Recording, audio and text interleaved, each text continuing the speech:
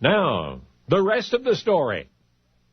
For a whole lot of people throughout the world, the game of chess is serious business. The Fischer-Spassky World Championship Tournament in 1972 focused international attention on the profundity of chess. There were 21 games in that tournament, took weeks to play. Now, imagine one game, a single game of chess lasting 2 years. There was such a game. It began in 1883 and ended in 1885. 2 chess teams competed by correspondence, by mail. Now, any opposing chess teams or even individual competitors in chess are referred to for scoring purposes simply as white and black. So, in this historic competition, white, which always moves first, advanced the king-pawn 2 squares. That's pawn to k4 in the official records. Conservative. Black's response was to advance the queen-bishop pawn 2 squares, pawn to qb4. This is the Sicilian defense in its early stages, one of the better-known defenses.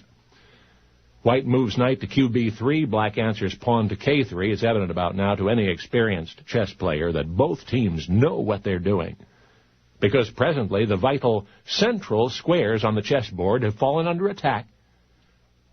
In the 7th move, Black's bishop simultaneously nabs a white knight and places the white king in check. White counters with the only remaining knight and captures the attacking bishop. The moves that follow are really aggressive. You know, that's the thing about chess. You see the piece is sitting there on the board, just sitting there, not doing anything between moves, but the blood pressure among the players is skyrocketing because, well, that's violence out there. By the end of the 12th move, Black is clustered in its kingside quadrant, and then the fireworks begin. A white bishop takes a black knight. A black pawn takes a white bishop.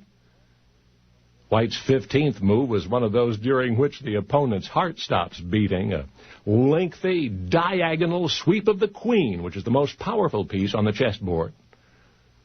But Black was lying in wait. Black's 21st move, rook to k5, has trapped the hapless white queen behind enemy lines. Move 22 brings both black rooks to the same file. That's a deadly combination of force, and when at last, by the 26th move, White realized that the queen was lost, White resigned. The game was over. Now, the abbreviated account of which you've just heard barely captures the drama of that 2-year ordeal for those 2 chess teams. Often with weeks between moves, the pressure for both must have been unbearable. It's well known that many of the greatest chess players of the past were plagued by emotional instability. Whether a natural byproduct of the required genius or merely a reaction to the nerve-shattering tournaments is a chicken or egg question, I suppose. And by the way, the white team in that remarkable correspondence game of 1883 to 1885, the white team advantaged by the first move, but still the loser, well, that team was Cambridge University.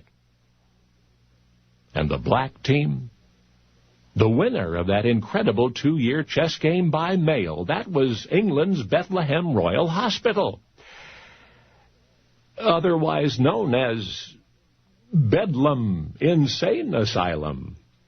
Only now, you know the rest of the story.